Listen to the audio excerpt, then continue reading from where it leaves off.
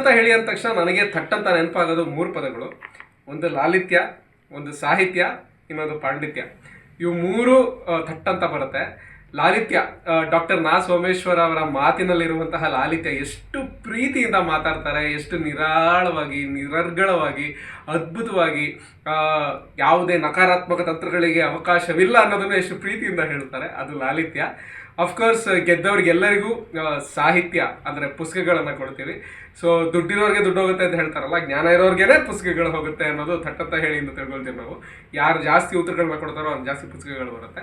ಅದಾದಮೇಲೆ ಪಾಂಡಿತ್ಯ. ಆಫ್ಕೋರ್ಸ್ ಈ ಕಾರ್ಯಕ್ರಮವನ್ನು ನೋಡಿದವ್ರು ಎಲ್ಲರಿಗೂ ಒಂದು ಜ್ಞಾನಾರ್ಜನೆ ಆಗುತ್ತೆ, ಜ್ಞಾನ ವೃದ್ಧಿ ಆಗುತ್ತೆ. ಇಂತಹ ಅದ್ಭುತವಾದ ಕಾರ್ಯಕ್ರಮ ಮಾಡ್ತಾ ಇರುವಂತಹ ಡಿ ಚಂದ್ರ ಅವರಿಗೆ ಶುಭಾಶಯಗಳು. ಡಾಕ್ಟರ್ ನಾ ಸೋಮೇಶ್ವರ ಅವರಿಗೆ ಸತತವಾಗಿ ಅವರ ತಾಳ್ಮೆಗೆ, ಅವರು ಮನಸ್ಸಿನ ಡಾಕ್ಟ್ರು ಹೌದು, ದೇಹದ ಡಾಕ್ಟ್ರು ಹೌದು.